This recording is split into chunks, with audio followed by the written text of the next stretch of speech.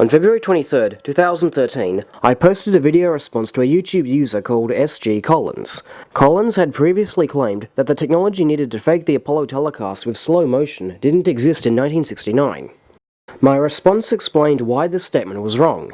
About 3 weeks later, Collins himself posted a comment on my video. He apparently liked the film, as he not only posted on it, but also subscribed to my channel and sent me a nice little private message saying that he would enable video responses on his film, so that I could post mine as a response. At least, that's what he told me in personal communication. I still found this feature to be disabled.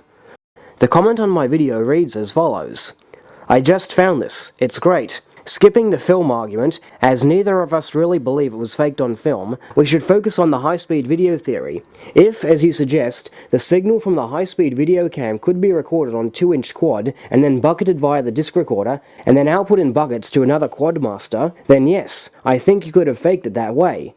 The question is how it would be possible, the frame-accurate edits I mean. Good job on this." Reading this comment, it sounds very much like Collins is recanting his original claim that there were no high-speed video cameras in 1969. However, the segment in my video that he's referring to discussed slowing down normal speed video, not high-speed video. Nonetheless, I asked Collins to clarify if he was indeed recanting on his original statement. He didn't give a specific answer, just that he was aware of some low-resolution high-speed cameras at the time that could record short bursts of footage, and he said nothing more about the frame-accurate edits. About a week later, he posted another video simply titled, "For Jarrah." His statement on my video appears verbatim in this new video, only now he is talking about slowing down normal speed video, not high speed video, and applies this option to Apollo 11 alone. For Apollo 11, it's easier, because the playback speed is lower than NTSC, so you don't really need high-speed video per se. Jarrah's suggestion is that we record the whole event on quad, then transfer it in 30-second buckets to an Ampex HS100 disc recorder, which you can play back in slow-mo. Edit each segment back onto a quad edit master, and eventually, you will have the entire EVA converted into slow motion and stored onto videotape. That's a good theory. Whether you can do it depends on whether you can make like 95 frame-accurate edits between the quad machine and the disc recorder in the days before timecode editing. What they did have was a system of Q tones and multiple heads, which I'm told would enable frame-accurate edits between those machines. So, theoretically, what you're suggesting could be done. Therefore, if slow motion does give the appearance of low gravity, and if you can perform frame-accurate edits between a disc recorder and a quad machine, then I think we have to promote faking Apollo 11 from impossible to not bloody likely. That's progress, right? Okay, now that we are agreed that faking the Apollo 11 telecast is not impossible, let's move on to the rest of the video. I was curious how much overcranking we'd really need if slow motion does simulate low gravity. I read somewhere that the record speed should be 2.46 of the playback speed because that's the square root of the ratio of the gravitational accelerations of the Earth and the Moon, but as you know, I'm not real good with math. He then performs 2 experiments, recreating David Scott's hammer drop from Apollo 15, and concludes that 66 frames per second would be needed for playback at 30 frames per second. This conclusion is fallacious because he is assuming that David Scott's hammer, and Scott for that matter, were in freefall. A slowdown factor of 2.46 is certainly the correct amount to use if you are wanting to make free-falling objects appear like they're moving in lunar gravity, but it won't help if you're trying to fake astronauts prancing about. The point of contention here is that if you show people moving in slow motion, they will appear to be in low gravity. Not quite. People moving in low gravity would not only fall down slowly, they'd also rise higher as they stepped, particularly so if they jumped. Slow motion wouldn't fix this.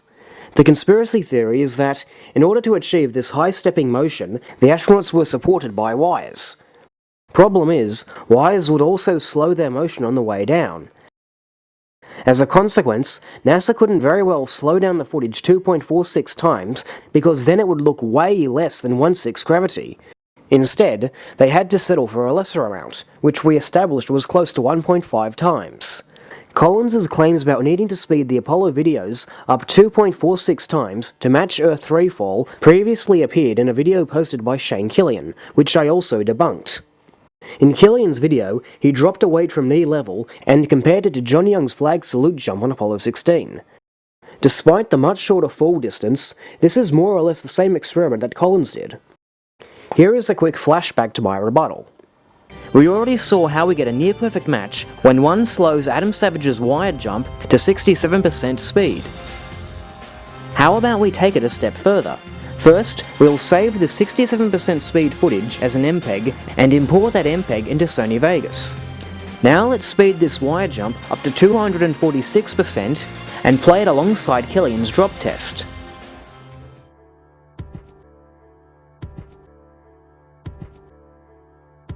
That's pretty close, isn't it?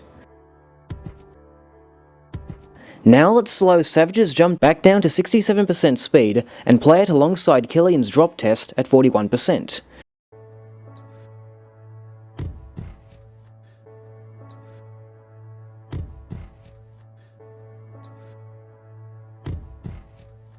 Again, the two objects fall at exactly the same rate. It's pretty obvious that Savage was not in freefall, and yet, when slowed down or sped up by the numbers specified, he has the same fall rate as an object freefalling from the same height. Just for fun, we'll play both the 67% speed Mythbusters jump alongside the Apollo 16 video, and then speed them both up to 246%. What do you know? They both have the same fall rate and crazy movement of the arms. This alone debunks Killian's drop test. So, if we are shooting high-speed videos of astronauts running around on wires and playing it back at 30 frames per second, we clearly only need to slow it down by 1/3. And so, as established in the previous video, 45 frames per second would be perfect for such a shoot. Now, let's move on to the later missions where we would actually have to overcrank video, because they were shown at 2997. No high-speed video cameras in 1969? Wow! I wonder how much research Collins did on that. The funny thing is, last July I read through these same exact 2 pages you're showing me, and came away with a different viewpoint. I pulled up this motionvideoproducts.com page, a website run by professional experts in high-speed photography, and on that page, we find this short, sweet, and to-the-point statement. Up to the early 1960s, film was the only medium available to record motion that was too fast for observation. In the late 1960s, the development of reliable video technology gave researchers and engineers another tool for motion analysis and the benefit of immediate review of the recorded event. Great, just show us one. Tell me which system you mean, and I'll believe you. This is shifting the goalposts, the fallacy of dismissing evidence that has been presented in response to a specific claim and instead demanding more evidence. Collins said that there were no high-speed video cameras in 1969. I presented a reputable source that says there were. Now he wants me to name the cameras in question. And remember, this is after he posted on my channel saying that it was possible to feed high-speed video into a magnetic disc recorder at the time. Now, I have emailed the company in question asking them to name the 1960s high-speed video cameras they are referring to in this article, and I have also received emails from viewers who have informed me of a couple college textbooks on this subject that substantiate what I said. But it seems that Collins has undermined his own argument. Now, I know there was something called the Logic INSTAR system from 1970. It could overcrank, but it was black and white. To fake the surface telecast from Apollo 14 onward, what we need is a color video system that we can overcrank to at least 60 FPS, and not just for short bursts, but for longer durations. And we need it by January 1971. I haven't found that system yet. If you find it, let us know. I too have heard of the system that Collins refers to. It could record up to an hour of stop-motion or slow-motion broadcast quality video. In fact, by 1971, it was used in both the entertainment industry and for sports replays. Volume 82 of the Journal of the Society of Motion Picture and Television Engineers tells us that this system could overcrank all the way up to 120 frames per second. I've seen much higher frame rates mentioned in other places, but for our purposes, all we need is 45 frames per second. If the INSTAR could overcrank at 120 frames per second for periods up to an hour, this greatly reduced frame rate of 45 frames per second would increase the recording time by 2.67 times. Playback at 30 FPS, and you've got 4 hours of slow motion. The fact that it was only in black and white is irrelevant, because the ability to use computers to colorize black and white film and video was already developed by 1970. In fact, that same year, its inventor, Wilson Markle, used it to convert the Apollo 11 EVA into color. Collins asked me to name a high-speed video system that was available for Apollos 14 through to 17, yet he named one that was in black and white, and was available from 1970 onwards. So, if we are using the INSTAR to fake these missions, we film the astronauts running around on wires at 45 frames per second, and play it back at 30 frames per second. We'd even be able to shoot at 66 frames per second, as Collins proposed if need be. Now once you got all the videos recorded, we colorize them. So, we're done here, right? The rest of Collins' video is relatively trivial. I wanted to get the important stuff out the way first, so I've saved the rest for last. He disputes the blurb in the Ampex brochure about the HS200 letting you handle material of any length, pointing out that the spec sheet in the same booklet conflicts with this statement. I too saw the spec sheet he is referring to. I personally found this sheet to be rather inadequate, because it covers both the HS100 and HS200, but doesn't always specify if the specs in question apply to one machine or both. Because the booklet had stated earlier that the HS200 could handle material of any length, I assumed that this 30-second storage capacity applied only to the HS100. When sources appear contradictory, one has to make a judgment. After thinking about it some more, perhaps this blurb means that the difference between the two is that once the HS100 fills its 30 seconds of disk space, it needs to be stopped and unloaded, whereas the HS200 continuously loads new frames as it unloads the old frames. In this way, it would be able to handle material of any length without pausing. That's my guess at least. Regardless of whether this guess is accurate or not, we already established that frame-accurate edits were possible, and thus the HS200 storage capacity is irrelevant. Collins also nitpicks over some of the things that I said about video capture tubes and CCD chips. I'm not even going to bother with these comments, because we already pointed out that Apollos 14 to 17 had the option of being shot with a high-speed black and white system and then colorized, so there's no point in discussing vacuum tubes and CCDs. But what I find interesting is that he is still holding on to his argument regarding the spacecraft navigation computers. Jarrah also disputes my point about electronic performance. I say the argument that NASA's computers were slow is inconsistent with the argument that their video cameras were fast. The computer that NASA used on the Apollo spacecraft has nothing to do with the computing power of high-speed video cameras of the day. Why? Because you say so? Computers and cameras both rely on electronic components that have a certain performance profile. Manufacturers either have high-performance electronics or they don't. It can't be both ways. That's my point. Then your point is flawed. Manufacturing electric components is no problem. Whether the computers are fast or slow all comes down to how much of these components you can put in the unit, and also what those components were designed to do. The computer used in the Apollo spacecraft, by today's standards, was equivalent to a pocket calculator. By comparison, the computer that they had down at Mission Control was equivalent to a laptop computer.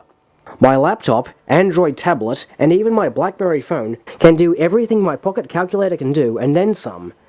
Can I not film high-speed videos, or write up a 500-page essay, or edit this video, because I can't do it on my pocket calculator? That is essentially the logic of your point. Besides which, you already pointed out that in 1970 we had the Logic INSTAR high-speed system, which could overcrank and produce 4 hours of slow-motion video. In fact, to my knowledge, this system was used in January of that year. The electronics of 1970 were not much different from the electronics of 1969. If you are aware of some amazing quantum leap in electronics that made this technology suddenly available in January of 1970, but not July of 1969, let us know. In any case, this whole comparison between video cameras and computers is apples and oranges, because they perform completely different tasks, and what limits the speed of a computer is not what limits the speed of a camera. Jarrah also spends time fleshing out the film shoot theory, even though he doesn't really think the lunar telecasts were shot on film. Why not shoot it on 16mm film instead? because your gate weave and dust and emulsion flakes are going to be more magnified on 16. And if you think you won't have any of those things in a roll of film almost an hour long, then you're living in a world where miracles happen. Are these the same miracles that recorded hours upon hours of 16mm film from the Mercury and Gemini missions, which seldom show, if any, film artifacts? 16mm was also used on Apollo. It was used to film onboards of the crew, as well as views of the Earth from low orbit, and supposedly views of the Moon and the Earth during the coast, lunar orbit, and landing phases of the mission. We have hours of these reels, and they are all near pristine as far as film artifacts are concerned. Collins knows this. I referred to this immediately after the clip that Collins shows, and he used clips that came well after this section of my video, so he knows what I said. Why not shoot it on 16mm film instead? After all, NASA had been using it since the Mercury days, and it was the standard film used in television. And as far as film grain goes, I have always found the 16mm reels to have remarkably superb picture quality. In fact, I think it looks better than the telecasts. You can buy the 16mm reels on DVD and see for yourself. And let me give you one other tip. If you're thinking of shooting 16mm at double speed with a 2300-foot load, don't. Don't do it, Jarrah. Huh? Why not? Will the camera jam? Will the film break? Didn't you already tell us that overcranking film was possible? Wouldn't it be easier to shoot this on film? I mean, in 1969, we already knew how to overcrank film. When making my previous video, I consulted with a friend with a 40-year film and TV history behind him. He assured me that this could be done with a 2300-foot reel of 16mm film, having personally overcranked with large magazines himself. He also pointed me in the direction of the company Photosonics, whose high-speed film cameras he had used during his career. This, for example, is the Photosonic 16mm 1PL. According to this history page, it first became available in 1969 and could record up to 500 frames per second. Granted, its magazine was limited to 1200 feet rather than the 2300 feet we prefer, but it clearly shows high-speed 16mm filming was no problem back then. Collins claims he is trying to make faking the lunar telecasts easy, yet the film format he recommends using is one used for cinema, not television. Anyone who has spent 30 years in a studio should know that. Dude, this part is just incorrect. You're saying that anybody who works in the business long enough should know something that just isn't true. Jarrah, network commercials, series, and TV movies were almost always shot on 35 until very recently. Oh dear. Looks like Collins has finally resorted to the straw man fallacy.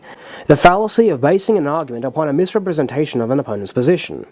The caption on my video clearly states that 16mm film was commonly used for TV and 35mm was commonly used for cinema. Granted, I didn't use the clarifying word in my narration, but earlier in my video, during the clip he ignored, I pointed out that 16mm film was a television standard. This is true. When the television was invented, broadcasters opted for 16mm film because it had the same aspect ratio as TV and was relatively lightweight and cheaper compared to 35mm film. They used it for shooting news reports and the like outside the studio. 35mm film was still used in the television studio, but 16mm was extensively used for TV because of its advantages. The whole point of my argument was that Collins proposes shooting on a film format that would require multiple magazines and a series of cutting and splicing and ridiculously sized machinery. I pointed out that this argument was moot, because one 2300-foot magazine of 16mm could do the job, could be handled by conventional machines, and had the added bonus of having the same aspect ratio as television. But getting back to film artifacts, Jarrah says, why would NASA worry about people finding these artifacts in the footage when what the world saw was a copy of a copy? This obviously allowed many more grainy artifacts to get in, along with a major reduction of the resolution, contrast, and brightness. And Collins is worried about people discovering film artifacts in these television transmissions? Please. yes, please, because while some people saw it like this, and some people saw it like this, some engineer somewhere saw it looking more like this. And if this image had even a little gate weave, dust, or scratches, they would have had to ask themselves why this supposedly live telecast looks like film. Only a small number of engineers in the world ever saw those unfiltered images. If the digital transfers of the 16mm reels from the Mercury, Gemini and Apollo missions are any indication, it was indeed possible to shoot hours of footage on 16mm film without, or at least very few, film artifacts. And even if they saw one, they would not be able to rewind and double-check, because they had a job to do, that of recording and relaying the footage. And remember, the unfiltered 1-inch tapes were promptly sent to NASA. Besides which, regardless of whether these videos originated from the moon or relayed to an unmanned spacecraft there would still be any number of things with their equipment that could lead to any imperfections in their reception of the video signal, which in turn can jumble together with imperfections that may have been on the original video. The clip that Collins shows is from the digitally retouched version of the Apollo 11 telecast. After NASA announced that they had erased the original unfiltered 1-inch tapes, Hollywood was hired to restore the original telecasts by removing all the grain and artifacts from the surviving filtered videotapes and kinescopes. While this retouched video is a lot cleaner than the archives, you cannot conclude that this is how it was seen by the technicians. How do we know what artifacts were created by the conversion process and what were there to begin with? How can we be certain that any artifacts that were originally there were not also removed during the restoration process? All this is pretty much pointless, since neither of us believe the Apollo telecasts were shot on film. And it has been established that the ability to do so on high-speed video existed at the time. Even Collins has, rather unwittingly, established that too. In his own video, he showed that the INSTAR high-speed video system was available in 1970. And I showed that the option of colorizing black and white film and video was also available in 1970. Hell, even the Apollo 11 moonwalk got the color treatment. Evidently, even if color high-speed video systems were not available in 1971, we'd still be able to colorize black and white high-speed video. That covers Apollos 14 to 17, and Collins has recanted on his claim that the Apollo 11 was impossible to fake. But what about Apollo 12? I had mentioned in my video that the 30 FPS playback applied to all moon landings after Apollo 11, so Collins must know that Apollo 12 was broadcast at 30 FPS. And yet, Collins' response discussed the requirements for faking the videos from Apollos 14 to 17 only. In fact, he doesn't even mention Apollo 12. Then again, with the Apollo 12 TV camera destroyed so soon into the EVA, all we had television-wise were the shots of Conrad and Bean descending the ladder, and some brief shots of Conrad's upper body moving around in front of the camera. In fact, most of the Apollo 12 telecast doesn't even show astronauts. Almost the entire telecast is nothing but a continuous shot of the LEM ladder against a black sky and overexposed landscape. No wonder so many viewers telephoned the networks and complained that reruns of I Love Lucy were cancelled to show this. Collins doesn't dispute the fact that there were high-speed cameras that could record short bursts in 1969. So, maybe he thinks short bursts are all we need for Apollo 12. Or maybe he doesn't think high-speed cameras would be required for Apollo 12. I mean, let's face it, the shots of Conrad and Bean in this telecast you could probably reenact yourself with little more than a stepladder and an off-the-shelf camera. And in his previous video, Collins said that brief clips of astronauts on the moon would be easier to fake than a continuous shot. Keep in mind that when people today watch documentaries about the Apollo missions, they're looking at the highlights. They're looking at, short clips cut together. And short clips are much easier to fake. For those reasons, and the fact that he said nothing about Apollo 12 in his response, I'm going to assume that he believes faking Apollos 11 and 12 were not impossible. And since we have established that Apollos 14 to 17 could be shot with a high-speed black and white system and then colorized, I'd say that means those missions are also possible to fake. And thus, none of the Apollo moon missions were impossible to fake. So once again, we're done here, right?